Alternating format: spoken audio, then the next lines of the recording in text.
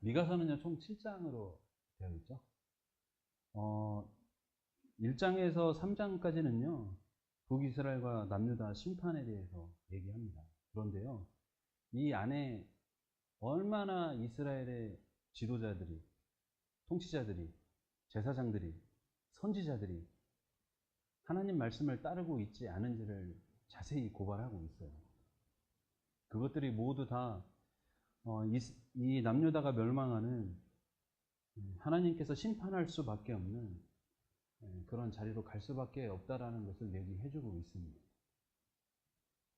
그리고 4장에서 5장까지는요, 하나님의 회복을 전해요.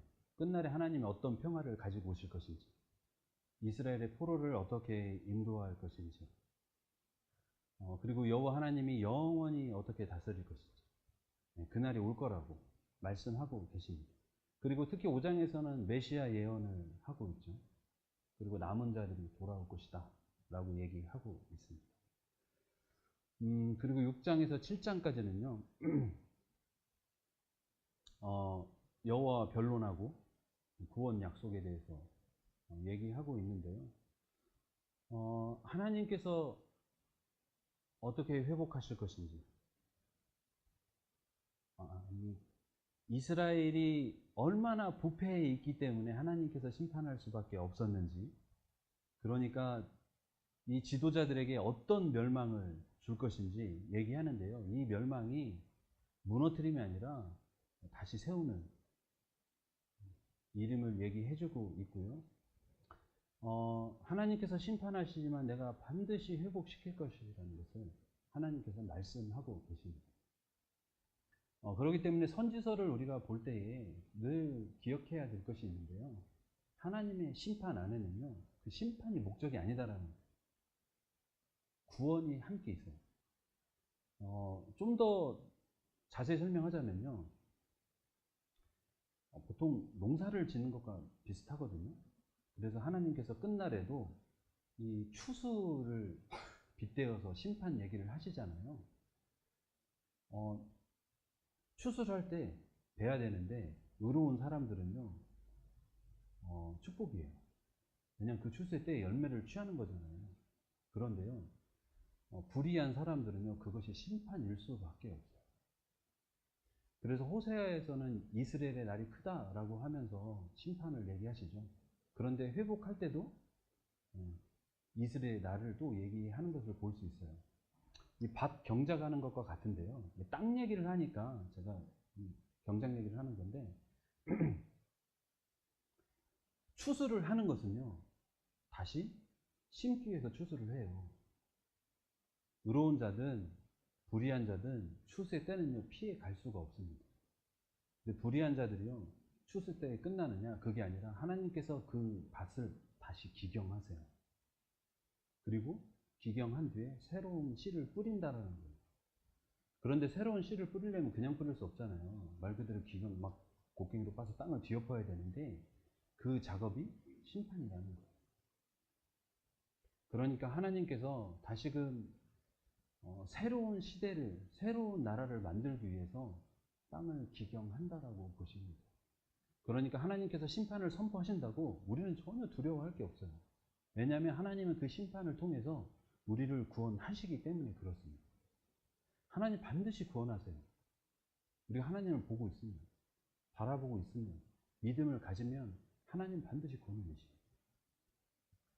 구원받지 못하는 것은요, 우리 스스로가 그 구원을 버리기 때문에 그래요. 하나님 너무 인격적이셔서요, 우리의 의사를 존중해 주세요. 본인이 그 구원을 취하지 않겠다라는데 어떻게 하나님이 하실 수 있어요? 못해요, 하나님이. 그건 하나님이 결정하신 것이기 때문에 그래요. 여러분, 우리의 삶 가운데 우리 안에 죄악이 있어서 하나님께 잠시 우리에게 광야의 삶을 보내게 하실 때가 있죠. 그런 때에 여러분, 우리가 무엇을 해야 될까요? 돌이켜서 하나님의 구원을 바라보고 하나님의 말씀대로 살아가야 될 것입니다. 그런데 우리 개인만 그럴까요? 아니요, 공동체도 그런 일을 겪어요. 공동체도. 이스라엘도, 유다도, 북이스라엘도, 남유다도 이 하나님의 나라는 한 큰 공동체 안에 있었어요. 불의한 일을 행하니까 미가조차도 심판받을 수 없는 자리로 들어가잖아요. 그래서 미가가 나중에 7장에서 기도하는 모습을 볼 수 있죠. 내가 심판의 자리로 갈 거다. 그러나 하나님은 나를 구원해 주시고. 가끔은 가정에서도 그런 일을 경험할 때가 있죠. 가정의 어떤 한 구성원이 잘못을 하면요, 내가 잘못하지 않아도 그 일들을 함께 겪고 함께 고통받아요. 그럴 때 우리가 불평하고 불만을 갖고 판단하고 우리가 스스로 심판하고 그런 일들만 한다면, 물론 그런 일을 우리가 인간이니까 그런 일들을 행할 수도 있을 때가 있겠죠. 그런데 거기에만 머물러 있으면 어떻게 될까요? 되게 위험해집니다. 하나님의 긍휼을 우리가 함께 구해야죠. 그리고 우리가 함께 그 죄악의 자리에서 나올 수 있도록, 하나님의 자리에 서갈 수 있도록 우리가 함께 서가야 되는 것입니다. 그래서 공동체가 굉장히 중요해요. 사람은 혼자 살 수 없거든요. 동력자를 위해서. 또다시 하나님의 나라가 그 남은 자들로 다시금 세워지는 것처럼 하나님을 경외하는 사람들이 그 공동체에 들어가서 그 사람들과 함께 세워가야 된다는 거예요. 그것이 정의를 행하는 것이고 하나님의 인애를 우리 공동체 안에 풀어놓는 삶이라고 볼 수 있습니다. 1장에서 크게 이렇게 세 가지로 나눌 수 있어요. 이스라엘 멸망 예언이 있고요, 애가 애통이 있고, 남유다의 침공과 포로에 대한 예언이 있습니다. 그러니까 이 미가 선지자는요, 북이스라엘의 멸망도 바라보고 남유다의 멸망, 포로도 바라보고 심히 애통하고 있다는 것을 1장을 통해서 잘 보여주고 있습니다. 1장 2절에 듣다라는 얘기가 있어요. 저희가 한번 볼까요? 2절에 보면 너희는 다 들을지어다, 자세히 들을지어다, 두 번 반복하고 있는데요. 실은 이 처음에 나오는 들을지어다하고 뒤에 나오는 들을지어다 단어가 좀 달라요. 그런데도 불구하고 반복적으로 얘기하고 있죠. 이 듣는다라는 말은요, 원어로 샤마인데요, 주목하다, 그리고 모든 행동을 중지하고 주의 깊게 들어라 라고 얘기하는 의미를 포함하고 있습니다. 그러니까 순종할 마음을 갖고 들어라 라고 하나님께서 얘기하고 계신 거예요. 여러분 혹시 딱 떠오르는 거 없으세요? 들어라 하는 말 딱 들으면 구약에 딱 떠오르는 장면이 없나요? 네, 신명기. 그리고 또 대표적인 사람이 있죠. 이 말을 들은 사람. 그렇죠. 사무엘이 사울한테 얘기하잖아요. 그렇죠. 순종이 제사보다 낫고 듣는 것이 순양의 기름보다 낫다. 근데 똑같은 단어를 쓰고 있어요. 그런데 이스라엘 백성이요, 들었을까요? 그렇게 안 들어요. 하나님 말씀을 자세히 듣지 않아요. 우리가 말씀을 볼 때 대부분 읽을 때 들을 때 한국 사람의 특징인지 뭐 저의 특징인지는 잘 모르겠지만 대부분 사람들이 이해하려고 많이 들어요. 그리고 이해하려고 성경을 많이 보는데 막 초점을 굉장히 많이 둡니다. 그런데 실은 우리가 하나님 말씀은요, 순종하려는 데 들어야 되고 순종하려고 읽어야 돼요. 하나님께서 말씀하세요. 그래야 삶의 자리로 나갈 수 있어요. 그래서 이 하나님께서 말씀을 선포하실 때도 다른 거 다 멈춰. 지금 잘 들어봐. 내가 너희에게 무슨 말을 하는지 들어봐 라고 얘기하는 거예요. 그리고 이제 하나님의 강림의 모습을 얘기해 주고 있습니다. 하나님께서 처소에서 나오셔서 강림하시고 땅의 높은 곳을 밟으신다 라고 얘기하고 있습니다.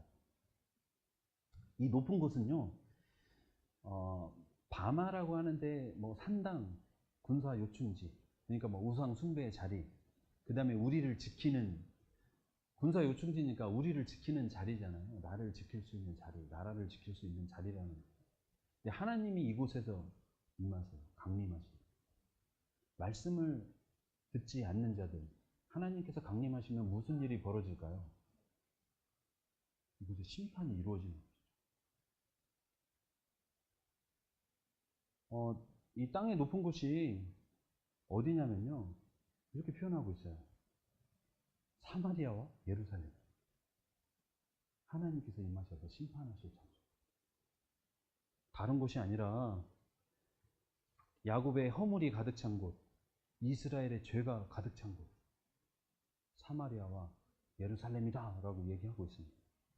하나님을 섬겨야 될 곳을 하나님을 섬기지 못하고 이상 신들을 끌어당기고 우상을 숭배하고 내가 원하는 일들을 한 그 장소, 내가 이제 무너뜨리겠다라고 얘기하고 있습니다. 어떻게 무너뜨리냐면 이 사마리아 성이요, 이 어마어마하게 좋았거든요.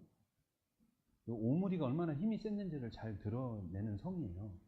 아수르의 비문에도요, 이 오므리의 왕가를 얘기하고 있을 정도니까 이 오므리의 왕이 이 정치적으로는요, 주변 나라들에게 그래도 이름이 있었던 왕으로 여겨집니다.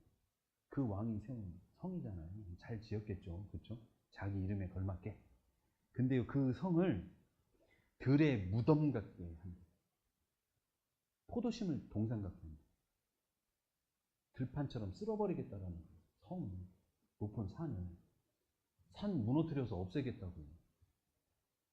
오름 하나 내가 싹 쓸어버리겠다. 하나님께서 그 일을 행하시겠다. 돌들의 글자기를 쏟아내고 그 기초를 드러내겠다. 그래서 새긴 우상들, 음행의 값을 전부 다 불살라버리겠다. 우상 전부 다 무너뜨리겠다. 하나님께서 결정하셨다. 그럼 실제로 이 일이 일어나죠. 북이스라엘의 이 일이 일어나죠. 전부 회파다. 아수르. 하나님이 얼마나 전능하신 분인지, 하나님이 그 자신들을 보호하려고 정말 그렇게 힘들여서 백성의 고열을 빨아서 백성을 부려서 쌓았던 그 성, 너희가 나를 위해서가 아니라 너희를 위해서 계속 사용했을 때 내가 그것을 완전히 무너뜨리겠다 라고 하나님께서 말씀하고 계십니다.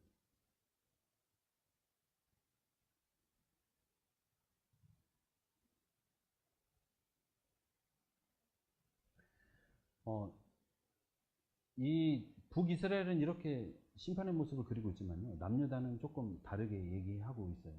이거를 저희가 워드플레이라고 얘기하거든요. 성 이름을 놓고 그 심판을 계속 얘기하고 있어요. 그러니까 베델레 아브라가 티끌의 집이라는 뜻인데요. 티끌에 굴게 하겠다. 티끌의 집인데 거기서 구르게 하겠다고. 그러니까 수치를 당하는 거죠. 사벨 아름다운 성읍인데 벗은 몸에 수치를 무릅쓰고 나간다라고 얘기하고 있습니다. 아름다우면서 수치로 바뀌죠. 그 다음에 사안하는 진군이라는 뜻인데 나오지 못해요. 나아가서 싸워야 되는데 나아갈 수가 없어요. 거기서 갇혀서 다 몰살시키겠다라는 뜻을 가지고 있겠죠. 전부 이 성을 언급하면서 그 성 이름에 대한 워드플레이로 선지자가 얘기하고 있습니다. 여기에 언급된 성들이요, 이 아수르가 예루살렘으로 오면서 진군에 오면서 정복한 그 루트를 이 미가가 사용해서 이렇게 기록한 것입니다. 그런데 이 성읍을 점령할 때 하나님께서 말씀하시는 것이요, 죄 때문이라고 얘기를 하고 있어요. 단순히 침략자가 와서 침략하는 것이 아니라 너희들의 죄 때문에 하나님께서 이 일을 행하신다라는 것이죠. 그렇게 할 수밖에 없다라는 것이죠. 그리고 이 일은 그냥 이루어지는 것이 아니라 내 손안에 있는 것이고 내가 열방을 다스리는 전능하신 하나님으로서 그 일을 지금 행하시겠다고 말씀하십니다. 이 유다의 침공에 라기스 있잖아요. 이 라기스가 모레셋에 가까워요. 그러니까 이 미가 선지자가 자기의 고향도 보고 있는 것이죠. 고향 가까운 곳, 자기가 살고 있는 성읍도, 그리고 하나님의 성전을 모시고 있는 예루살렘을 향해서 가는, 그리고 그 백성들을 짓밟고 들어가는 군인들을 바라보고 있다라는. 백성들은 그 말을 믿지 않지만 이 미가 선지자는 보고 있구나.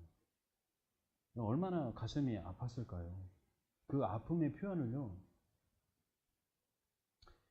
이렇게 얘기하고 있습니다.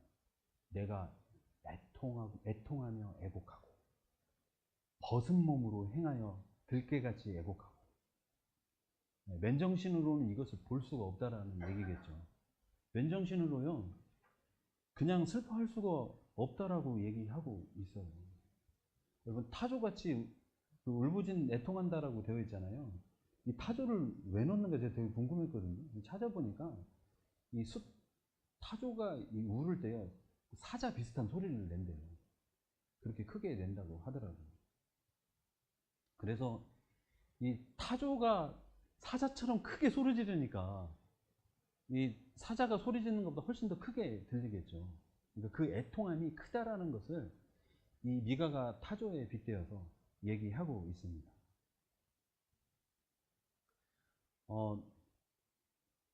말이 그렇지, 전쟁을 경험하고 전쟁을 아는 사람들에게 또다시 전쟁을 경험하라 그러면요, 진짜 할 수가 없어요. 가족 옆에서 죽고, 그리고 내가 인구한 모든 것이 끝나고, 나도 언제 죽을지 모르고, 그리고 나라가 망하는 경험들, 그런 것을 또 한다라는 것이 얼마나 힘든 경험이겠습니까? 그것도 하나님의 나라가 무너지는 것을 경험하는 것은요, 이 선지자로서 쉬운 일이 아니죠. 하나님의 말씀을 가지고 있고 하나님과 동행하는 사람이 그 하나님의 마음, 그 하나님께서 그렇게 하실 수밖에 없는 그 마음을 보고 그것을 경험해 가는 것이 쉽지 않다는 거예요. 그래서 애통하고 애곡하고 울 수밖에 없는 자리로 갈 수밖에 없다라는 거예요. 우리의 삶에 참 불이한 일이 많고요. 그것으로 인해서 오는 환난과 고통이 참 많습니다. 그럴 때 우리가 어떻게 반응하십니까? 저는 애통하기보다 판단이 참 많이 앞섰던 것 같아요. 아무리 생각을 해봐도 이렇게 애통한 적이 그렇게 많지는 않은 것 같아요. 굉장히 부끄럽더라고요. 선지서를 보면 늘 부끄러워요. 내가 하나님의 사람으로 말씀을 연구하고 준행하고 가르치는 사람으로 살아감에도 불구하고 이런 애통함이 없다라는 게 늘 제 가슴을 찌르는 것 같아요. 에이, 그럴만 했지. 저 사람 그럴만해. 에이, 내가 이렇게 당해도 싸지. 저희가 그렇게만 있어야 될까요? 그리고 그렇게 판단하고만 있어야 될까요? 아니죠. 우리가 애통의 자리로 함께 나아갈 수 있는 마음이 결국엔 그들로 하여금 하나님의 마음을 알게 하고 하나님의 뜻을 알게 하고 돌이키게 하는 결정적인 하나님의 사람의 역할을 할 수 있다라는 것이죠. 그래서 오늘도 우리가 미가서의 이 말을 들을 수 있는 것이죠. 1장을 보면서 우리가 멸망만 보는 것이 아니라 그 멸망을 대하는 태도가, 선지자의 태도가 어떠해야 되는지, 또 그것을 듣는 자의 태도는 어때야 되는지 참 되게 많이 고민하고 생각하게 만드는 장인 것 같습니다. 우리 자매님들도 한번 생각해 보시죠. 내가 멸망을 볼 때에, 다른 사람의 죄악의 판단을 볼 때에 내가 그 자리에서 무엇을 하고 있는지, 내가 하나님의 사람으로 반응하고 있는지, 아니면 그냥 멀리 떨어져 있는 사람으로 그냥 판단하고 끝나는 사람으로 보고 있는지. 아니, 때로는 그 일이 너무 힘들죠. 왜냐하면 같은 고통을 겪어야 하기 때문에. 그러나 우리가 십자가의 자리로 나가지 않으면요, 그 회복이 우리 가운데 이루어질 수 없다는 것을 우리가 이미 잘 알고 있습니다. 때로는 두렵고 힘들더라도 우리가 애통하고 애곡하고 때로는 너무 힘들어서 옷을 풀어 제끼고 동물이 울부짖는 것처럼 그렇게 울부짖는 상황이 가더라도 하나님과 함께 할 수 있다면 그 자리로 나갈 수 있는 우리들이 되었으면 좋겠습니다. 2장에서는요, 이제 하나님께서 이스라엘을 왜 이렇게밖에 심판할 수밖에 없는지를 이제 보여주십니다. 첫 번째로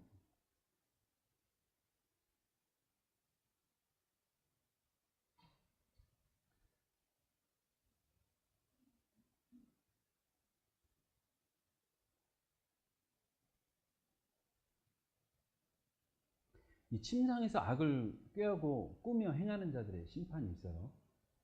그리고 두 번째로는요, 전쟁 중에서, 그러니까 전쟁을 피해서 가는 사람들조차도 오히려 원수처럼, 같은 백성인데 원수처럼 그들을 탈취하는 백성들의 모습을 보여주고 있습니다. 먼저 한번 침상에서 악을 꾀하는 자들을 한번 살펴봤으면 좋겠습니다. 여러분, 침상은 뭐 하는 데죠? 자는 데요. 쉬고 안식하는 데라고요. 그런데 그 자리에서 악을 계획해요. 사실 이 침상은요, 잠을 잔다라는 것은 무방비 상태예요. 그러니까 의식하지 못하는 상태잖아요. 그래서 하나님께서 시편에 이런 말씀 하시잖아요. 사랑하는 자에게 잠을 주신다. 여러분, 이 뜻이요, 잠자게 하신다라는 뜻보다도 훨씬 더 깊은 뜻이 있는데요. 네가 의식하지 못하는 순간에도 나는 너를 보호하겠다라는 뜻이에요. 하나님이 그런 보호를 해주시겠다고 하는 거예요. 내가 사랑하는 자에게. 그런데 잠잘 때 하나님의 사람은 하나님의 보호를 기대하고 하나님의 긍휼을 기대하고 하나님의 정의를 생각하겠죠. 그런데 이 침상에서요, 악을 계획하고 날이 뜨잖아요. 바로 그 악을 행해요. 고민도 안 해요. 날이 뜨면 바로 그 악을 행한다라. 밭을 탐하고 빼앗고 집들을 탐해서 가져가요. 남자와 그 집과 사람과 산업을 강탈해요. 여러분, 가정에서 남자를 강탈해 가면 어떻게 해요? 산업을 강탈해 가면. 여자들만 남는다라는 얘기잖아요. 지금 이 시대에도 여자 혼자 살아가는 게 쉽지 않은 일이죠. 그런데 그 시대에요, 남자를 데려가고 산업까지도 다 가져가요. 여자 혼자만 남아요. 그 여자는 어떻게 살까요? 못 살아요. 그러니까 완전 사람이 못 살 정도로 탈취를 해간다고. 그 악이 이 머릿속에 그들이 행할 게 온전히 그거밖에 없다라는. 여러분, 이 말씀 보면 생각나는 게 혹시 있으시지 않으세요? 홍수 심판 때 허악하고 강포하고 그들의 계획이 항상 악했다. 심판 당할 수밖에 없는 상태에 있다라는 것을 아주 잘 보여줍니다.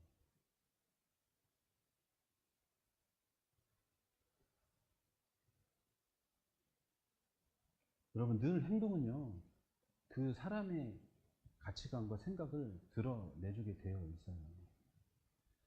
그들이 진정 하나님을 생각했다면 이렇게 할 수 없죠. 일을 한 사람이 누구예요? 우리 본문에서 나와 있는 아합이 그런 일 했죠. 잠을 못 자요. 이 나봇의 포도원을 갖고 싶어가지고 잠을 못 자요. 잠. 그 정도로 막 욕망이 가득했다라는 거죠. 그것과 똑같은 일을 지금 이스라엘 백성들이 행하고 있고, 그것으로 인해서 하나님께서 심판하겠다고 말씀하고 계십니다. 백성의 산업을 옮겨서 내게서 떠나게 하겠다. 그러니까 그들이 가지고 있는 거 떠나게 하겠고, 밭을 나누어서 패역자에게 주겠대요. 너희가 빼앗은 것처럼 다시 빼앗아서 도리어 패역자에게 주겠다. 여호와의 회중에서 분깃을 줄 대자가 너희 중에 이제 하나도 없을 거다. 이제 분깃을 줄 자가 없다라는 거예요. 나눌 게 없다라는 것이죠. 자기가 가질 땅이 없어져 버리는 거예요. 그러니까 결국 쫓겨난다라는 얘기죠. 하나님께서 명확하게 심판하실 거라고 선포하고 계십니다.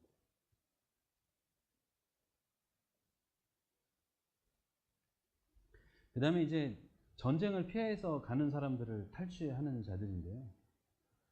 전쟁을 피해서 가는 거니까 그냥 평안히 가고 있어요. 그런데 전쟁을 피해서 가는 것만도 얼마나 힘듭니까? 우리나라도 6.25 전쟁이 있었잖아요. 막 피난 가고 있는데 오히려 막 피난 가고 있는 사람들 막 도적질해가지고 뺏어가고 때리고 죽이고 이런 일이 얼마나 슬퍼요. 그런데 실제로 이스라엘 백성들 가운데 이런 일이 있었다고 미가 선지자가 선포하고 있습니다. 아까는 남자들을 쫓아냈잖아요. 이제 부녀들을 그 즐거운 집에서 쫓아낸다. 어린 자녀에게서 나의 영광은 영원히 빼앗는다. 어린 자녀도 빼앗겨. 여러분, 부녀가 여자에게 있어서 이 소망이 어디 있을까요? 아무것도 없는데. 자녀를 키우는 거잖아요. 근데 그것까지도 전부 뺏겠다라는 거죠. 빼앗아 간다라는 얘기.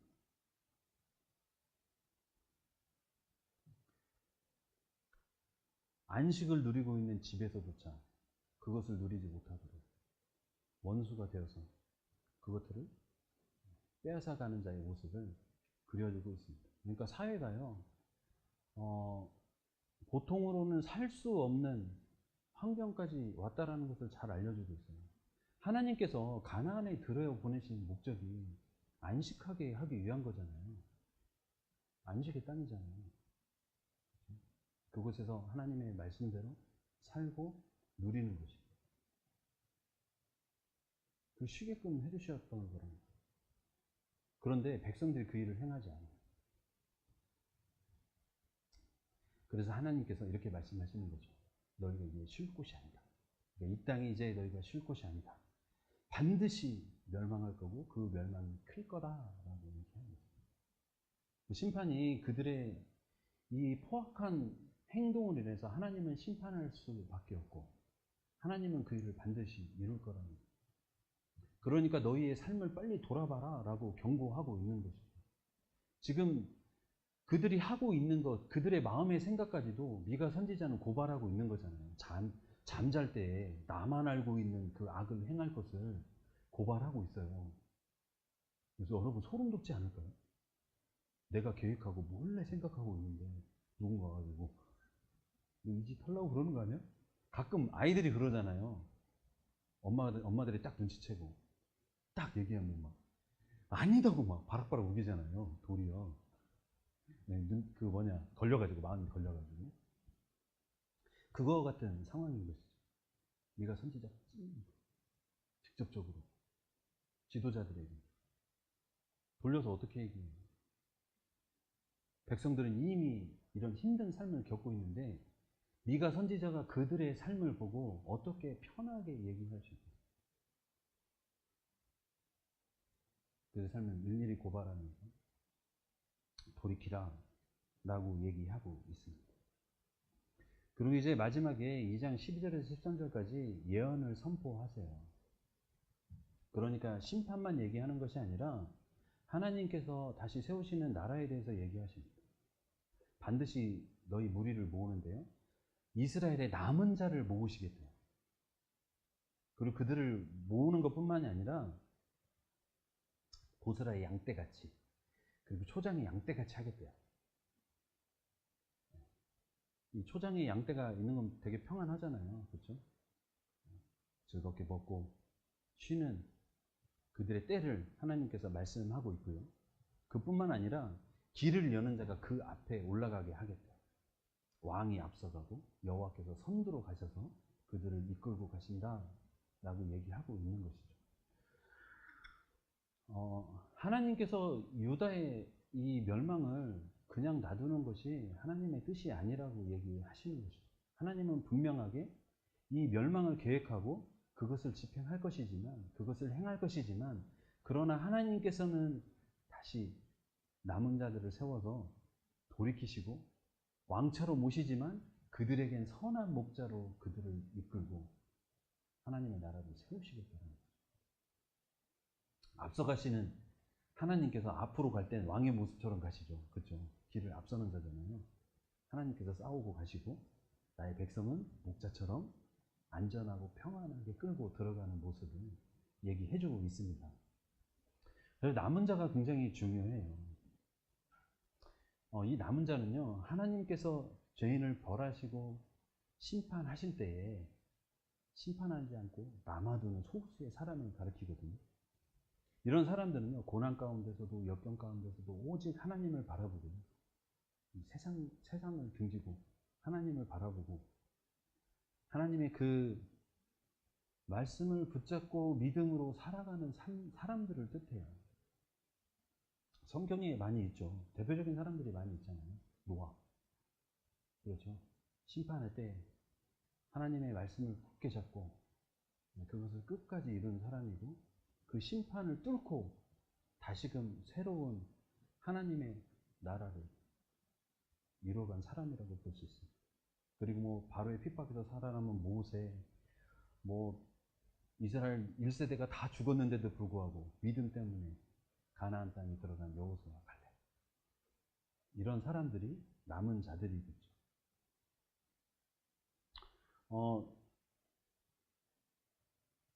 우리가 이 회복의 말씀을 들으면서 우리가 꼭 생각해야 될 게 있죠. 나는 어떤 사람의 모습인가라는 거예요. 남은 자. 나에게 정말 남은 자의 모습이 있는가라고 생각해 볼 필요가 있죠. 이 세상은요, 늘 자면서도 내 유익을 구해요. 여러분 그러지 않나요? 많은 사람들이 꿈꾸는 것이 잘 때, 주님의 나라가 이루어졌으면 좋겠습니다. 이렇게 꿈꾸시는 분, 정말 자신있게 손드신 분 계세요? 물론 여러분이 그 꿈꾸는 게 나쁘다고 얘기하는 건 아니고요. 그만큼 우리가 하나님 앞에서 하나님의 일들을 막 믿음으로 막 성취하고 싶어서 밤에 주님 막 이렇게 살지는 않는다라는 거예요. 그러나 이제 우리가 한번 돌이켜볼 필요가 있다라는 거예요. 우리의 생각이 하나님께 고정될 수 있도록 우리가 늘 훈련할 필요가 있죠. 그렇지 않으면 우리도 잠을 자면서 저 인간 어떻게 하면 안 볼 수 있지? 내가 꼭 어떻게 되는 걸 보고 싶은데 누가 좀 안 보내주나?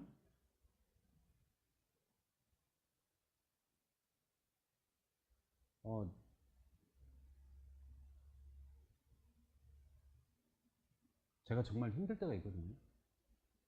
언제냐면 잘 때 아내를 미워할 때, 바로 옆에 자고 있는데 와, 화가 나가지고 계속 화내고 자는 거, 되게 이건 진짜 불합리하다.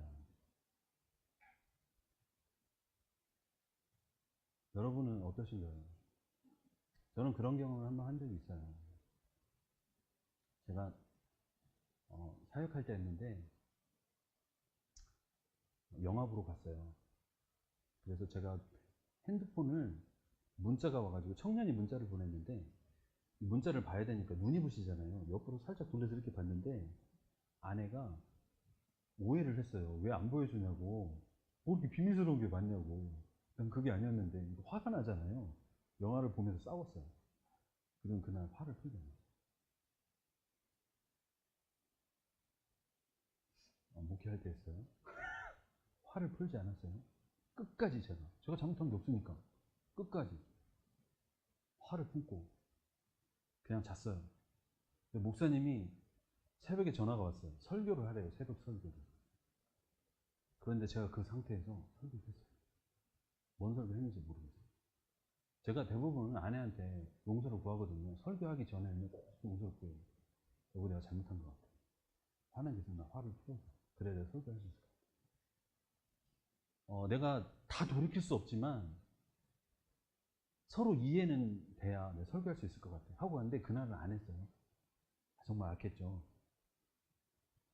그러고 나서 기도했어요. 하나님께. 내가 뭔 잘못인가. 새벽에 설교하는데 도대체 뭔 잘못이 있길래 이 분을 품고 살아야 되냐. 내가 왜 이래야 되냐고. 근데 하나님께서 말씀을 하셨어요.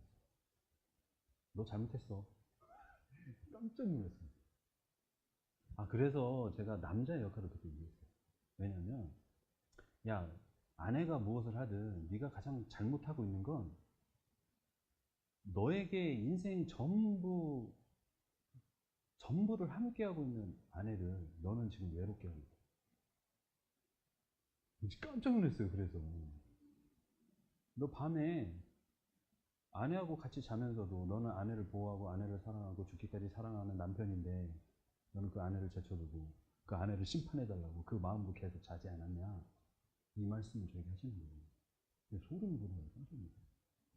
그리고 하나님께서 말씀하셨어요. 가서 용서를 구하래. 아내에게. 새벽 예배 끝나자마자 자고 있는 아내를 깨워서. 제가 진짜 용서 구하기 했다니까요. 가서 무릎을 딱 꿇고 여보, 내가 잘못했어. 하나님께서 이렇게 말씀하셔서. 그런데요, 그 뒤로 사실 많이 없었어요. 그런데도 불구하고 가끔 지금도요, 화가 치민 상태에서 자는 때가 있어요. 여러분, 우리가 그래요. 하나님을 떠나면, 우리가 정의로운 삶, 공의로운 삶, 사랑의 삶에서 떠나면요, 우리의 삶이 돼요.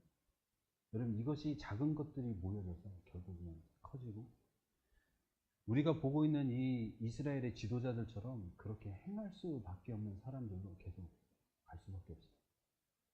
그런데 누가 이것을 아느냐? 말씀을 읽는 자, 말씀을 듣는 자, 말씀대로 살고 순종하고 싶은 사람들에게 그 일들을 살아가게끔 만들어준다라는 것이죠. 여러분, 남은 자 반드시 꼭 기억하세요. 이 미가 안에 굉장히 중요한 개념이고요. 우리가 꼭 기억해야 될 것이에요. 나라를 망해도 나는 하나님 말씀으로 살겠습니다. 하나님 정의로 살겠습니다. 하나님의 얼굴을 구하며 살겠습니다. 제가 하나님과 동행하겠습니다. 그래서 꼭 기억하기 때문입니다. 이제 3장에서는요, 이제 진짜 더 직접적으로 이들이 어떻게 살았는지를 고발하고 있습니다. 정의라고는요, 눈꽃만큼도 행할 마음이 없어요. 뭔가 이득이 되면요, 평강을 외쳐줘요. 평안할 때가 아닌데 평강을 외쳐주는 사람. 야곱의 우두머리와 이스라엘 족속의 통치자들이 이 일을 하고 있다는 것입니다. 정의를 몰라요? 그러니까 어떤 일이 벌어지는지 아세요? 백성의 가죽을 벗기고. 써 있잖아요, 성경에. 백성의 가죽을 벗기고 그 뼈에서 살을 뜯어내고 그들의 살을 먹고 가죽을 벗기며 뼈를 꺾어서 거기서 끝나는 것이 아니라 냄비를 가져와서 속 가운데 담궈서 고기처럼 삶아서 먹는 거예요. 그럼 정말 잔인하게 신랄하게 고발하고 있잖아요.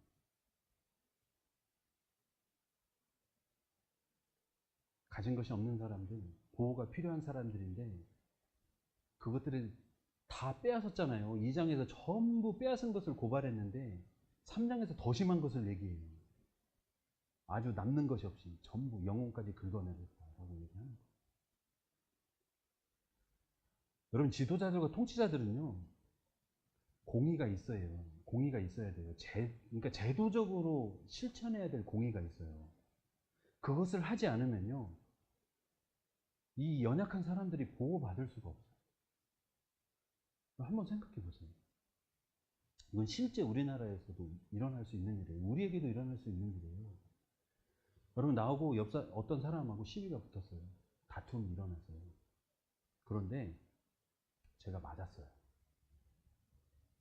나는 때리지도 않았는데 맞았어요. 그래서 심하게 다쳤어요. 그래서 그 사건을 가지고 법정에 갔어요. 그러면 우리나라의 지도자들이 저를 이 사건을 판결을 해줘야 되잖아요. 판결을 해주는 자들이 법을 굳게 해요. 정의를 굳게 해요. 돈을 받아요. 그리고 피해자가 가해자가 되게 만들어요. 그러면 어떻게 되겠습니까? 무고한자들이 피를 흘리는 거예요. 피눈물을 흘리고 그의 삶에 씻을 수 없는 상처가 있는 거죠. 여러분, 그 사람이 무엇을 구하겠어요? 이스라엘 백성들의 삶이 하나님께서 만드신 삶은요, 지도자들이, 통치자들이 그런 일이 있을 때 제도적으로 이 정의를 행할 수 있도록 하나님의 율법에 근거해서 그 일들을 행하게 해줘야 돼요. 그런데 오히려 그들의 영혼까지 탈탈 털어가지고 하나도 남김없이 전부 착취해가고 뺏어가는 그 삶을 살고 있다라는 거예요. 그래서 미가가 이렇게 얘기합니다. 여호와께 부르짖을 자라도 응답하지 않고 불러도 응답 안 해요. 하나님의 백성 삶인데, 선민인데, 제사장 나라인데 하나님 더 이상에도 응답하지 않게 돼요. 그리고 그 행위가 악했던 만큼 그들 앞에 얼굴을 가리시고 이제 더 이상 하나님이 함께 하지 않겠다라고 합니다. 이제 봐도 하나님께서 보지 않겠다. 여러분, 약한 자를, 그리고 가난한 자를, 압제당한 자를 보호하는 것이요, 우리가 단순히 불쌍한 사람을 돕는 것 같지만 실은 그렇지 않아요. 하나님 말씀에 하나님 나라를 이루는 데 있어서 그 일이요, 우리의 삶에 공동체적으로 얼마나 중요한 일인지 몰라요. 하나님의 말씀은 이루어지는 일이기 때문에 그렇습니다. 자, 이제 계속 고발하고 있습니다. 왜 이렇게까지 될 수밖에 없는가? 왜 지도자들이, 통치자들이 왜 백성들을 그렇게 착취할까요? 가만히 놔둘 수 있습니까? 하나님의 말씀이 있는데. 선지자들이, 이 제사장들이 하나님의 말씀을 가지고 있는데 그럴 수 있냐고요. 왜 그렇게 됐을까요? 문제는요, 그들에게 하나님 말씀을 가르쳐야 돼, 선포해야 될 선지자들의 마음이 굽었기 때문에 그래요. 그것을 지금 고발하고 있어요. 이에 물 것이 있으면 평강을 해주죠. 하나님 말씀을 그대로 선포하는 것이 아니라, 하나님의 말씀대로 그것을 얘기해 주는 것이 아니라, 그가 내 입에다 먹을 것을 더 주면, 그러니까 나에게 물질을 갖다 주면 그것을 충분히 커버해주고 있다라는 거예요. 그리고 그 입에 물려주지 않으면 무엇을 준비해요? 저주를 내리는 게 아니라 전쟁을 준비한대요. 되게 재밌죠. 그들과 싸우겠다라고 한대요. 선지자가 싸우는 사람입니까? 하나님 말씀을 선포하는 사람인데요, 군사처럼 칼을 들겠대요. 이거는 생 도적대죠. 그렇게 살았다라는 거예요, 선지자들. 원래도 못 봤지만, 그래서 그들이 구할지라도 하나님께서 밤의 이상은 더 이상 보이지 않겠더라. 점을 쳐도 점을 보이지 않겠더라. 더 이상 하나님의 이상이 없을 것에 대해서 얘기하고 있습니다. 그래서 이 3장 5절에서 8절까지요, 거짓 선지자와 참 선지자의 모습을 이렇게 대조시켜서 얘기하고 있어요. 거짓 선지자들은 뭔가 줘야 하나님의 평강을 얘기해 주는데요, 참 선지자는요, 그들의 행위대로 하나님의 말씀을 선포하고 있어요. 그러니까 허물과 이스라엘의 죄를 그들에게 보였다라고 얘기하고 있죠. 그러니까 그대로 선포하고 그들의 모습을, 죄악이 무엇인지 얘기하고 있다라는 것이에요. 니들 백성의 살을 뜯어먹고 있잖아 라고 얘기하고 있다라는 거예요. 그리고 밤에 이상을 보지 못하는데 볼 생각도 없겠죠. 뭐 하나님의 환상을 볼 마음이 있겠어요? 이미 내 마음대로 판결해주고 싶은데. 그런데 참 선지자는 하나님의 영으로 충만하다. 하나님의 영으로, 하나님의 능력으로 선포한다는 것을 알 수 있습니다. 그리고 선견자를 부끄러워하고 술객이 수치를 당하여 입술을 가리고 하나님이 응답하시지 않는데요, 이 참 선지자는 하나님의 능력과 정의와 용기로 충만해서 하나님의 말씀을 선포합니다. 어떻게 이렇게 할 수 있습니까? 하나님께서 이루어 주실 수 있다는 믿음, 그리고 하나님께서 하시기 때문에, 그것을 알기 때문에 능력으로, 정의로, 용기로 할 수 있는 것이죠. 하나님을 믿지 못하면 어떻게 이렇게 할 수 있겠습니까? 용기 있게 못하죠. 여러분, 지도자들에게 가가지고 어떻게 지적하실 수 있으시겠어요? 니네들 먹을 거 안 주면 말씀 안 전해주잖아. 이런 얘기하면 오해하실지 모르겠는데 그냥 들으세요. 그냥 이해해요. 제가 목사예요. 목사인데 나한테 헌금을 많이 갖고 오는 성도에게, 별로 이렇게 하나님 말씀을 들어야 돼요. 죄악이 있어요. 그리고 고쳐야 될 게 있어요. 그런데도 불구하고 나한테 헌금을 많이 가져요. 내가 헌금 많이 가졌어요. 주여, 너에게 주의 평강이 있을지어다. 이러면 되겠어요, 안 되겠어요? 쉽게 설명하는 거예요, 그냥. 여러분, 그런 사람들에게 여러분 알았어요. 하나님께서 목사님 모습을 돌이키시래. 이건 제가 하는 얘기 아니라 가서 그렇게 얘기하면 여러분 얘기하실 수 있겠어요? 정말 두렵지 않으세요? 저는 그렇게 얘기하시는 걸 봤어요. 정말 목사님이 살아있어요. 정말 구구절. 정말 목사님 싫어하는 마음이 없어요. 근데 정말 하나님께서 마음을 주셔서 정말 그렇게 하셨어요. 근데 결국에 목사님 못 들으셔가지고 그 분이 교회를 떠나시는 거예요. 어쩔 수 없으니까. 정말 있긴 있으시더라고요. 이 시대에도 미가와 같은 선지자가. 뭐 어쨌든 그 일을 하라는 것이 아니라 하나님의 마음을 가진, 하나님의 말씀으로 가진 사람, 그러니까 남은 자들의 삶이 얼마나 우리 가운데서 힘들고 어려운 일인지를 잘 알려주고 있죠. 이제 선지자뿐만 아니라 제사장들을 직접적으로 고발하고 있습니다. 이 제사장들은요, 하나님과 하나님의 백성 사이에 쉽게 얘기하면 중개 역할을 해요. 그러니까 중보자 역할을 합니다. 이스라엘의 백성의 죄를 위해서 중보하고요. 그리고 제사를 드릴 때 죄를 회개하도록 돕고 하나님의 말씀이 무엇인지 가르치고 행할 수 있도록 도와줘야 돼요. 그런데 제사장이 싹쓸 위해서 교훈을 해요. 5번에 잘 나와 있죠. 제사장이 싹쓸 위해서 교훈한다. 똑같은 얘기 또 하고 있습니다. 선지자들은 돈을 위하여 점을 친다. 거짓 예언을 하면서도 여호와께서 계신다고 말한다. 거짓 예언을 하면서도 재앙이 우리에게 임하지 않는다고 말한다.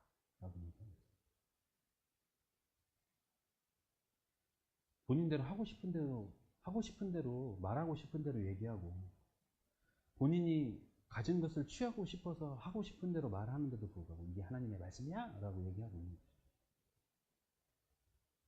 돈을 받고 쳤을 때 돈을 받고 말씀을 전하고, 그러니까 그것이 갖고 싶어서 말씀을 전할 때 그 사람이 하나님의 말씀을 전할 수 있을까요? 저는 못 전한다고 봐요. 그러니까 이 지금 미가가 얘기하고 있는 이 남유다 안에 지도자들이 총체적으로 전부 다 타락했음을 1장부터 3장까지 완전히 고발하고 있습니다. 백성들이 아주 살 수 없는 지경의 상태. 그들이 눈만 감으면 죄를 생각하고 어떻게 하면 착취할까 고민하고, 그것을 잘 지도해야 될 선지자, 그러니까 왕이 잘못하면 선지자가 딱 나와서 하나님의 말씀을 선포하고 왕을 돌이키게 만들잖아요.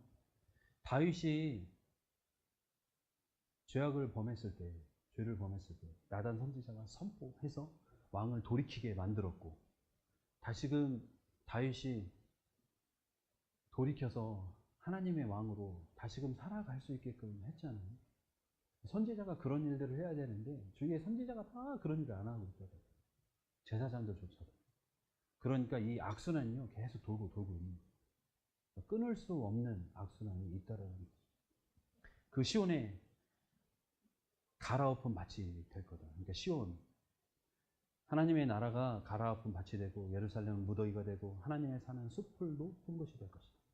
그러니까 이것이 너희의 멸망의 원인이야 라고 얘기하고 있는 것입니다.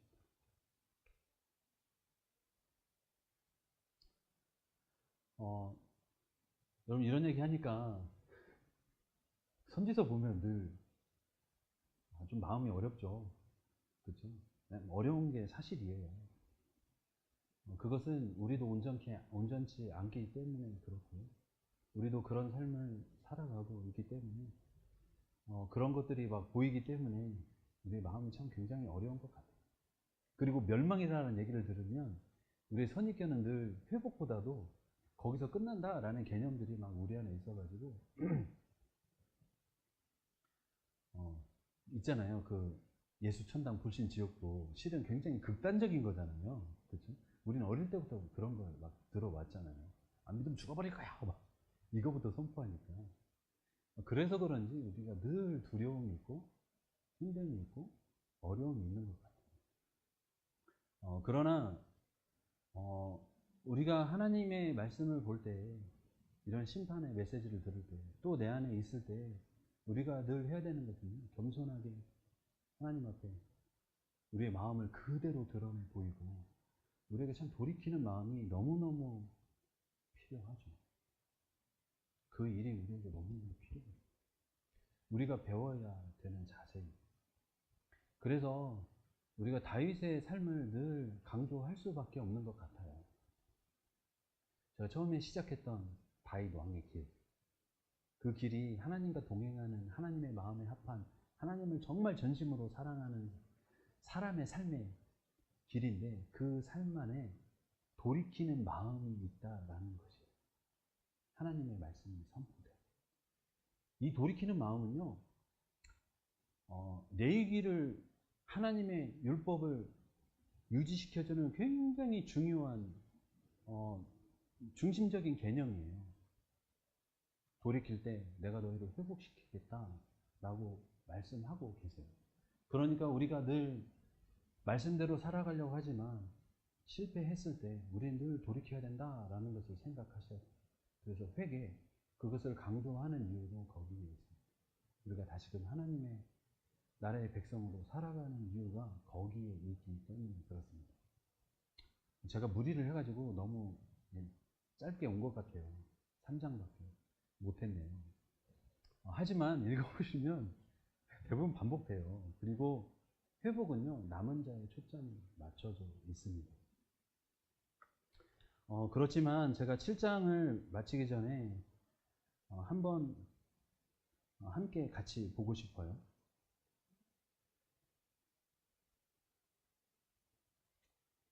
미가서 7장 7절에서 8절. 아까 성진 간사님이 처음에 시작할 때 찬양하기 전에 읽었던 말씀입니다.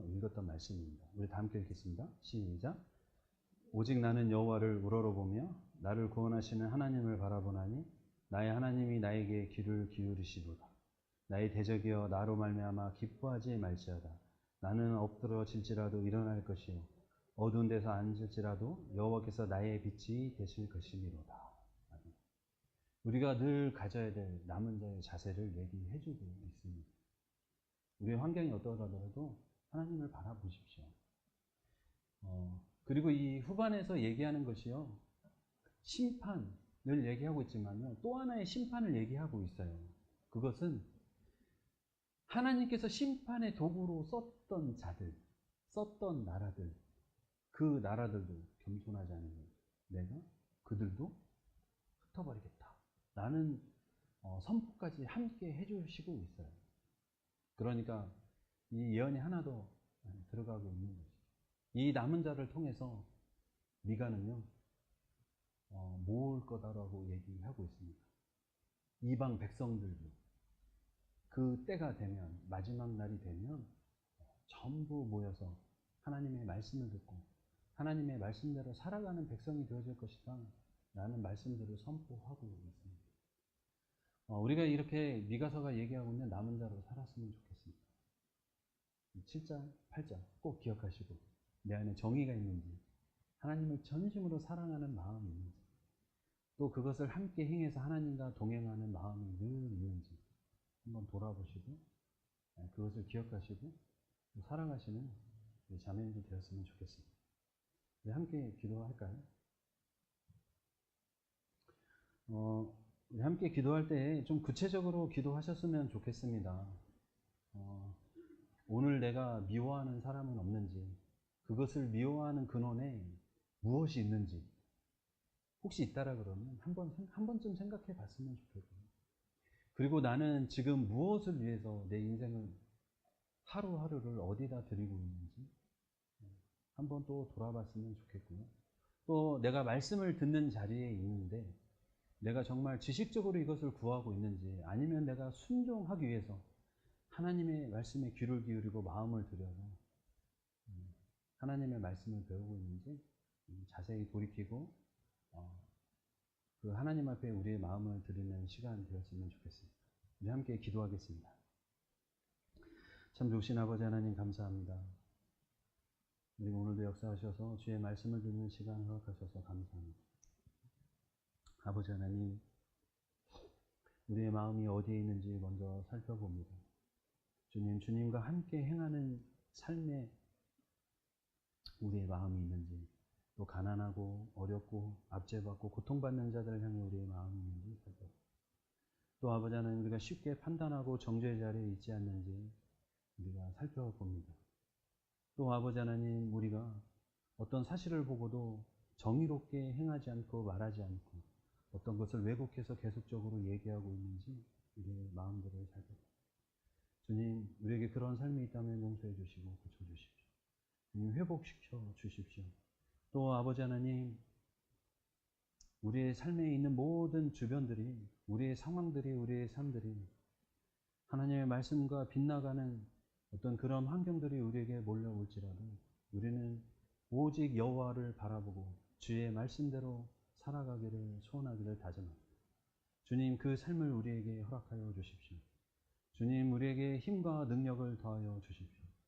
그래야 어떤 환경이 있어도 고난이 있어도 시대 선지자들처럼 미가처럼 그렇게 그 고난의 삶을 뚫고 하나님의 삶을 살아갈 수 있는 하나님과 동행하는 사람들이 되도록 축복해 주십시오.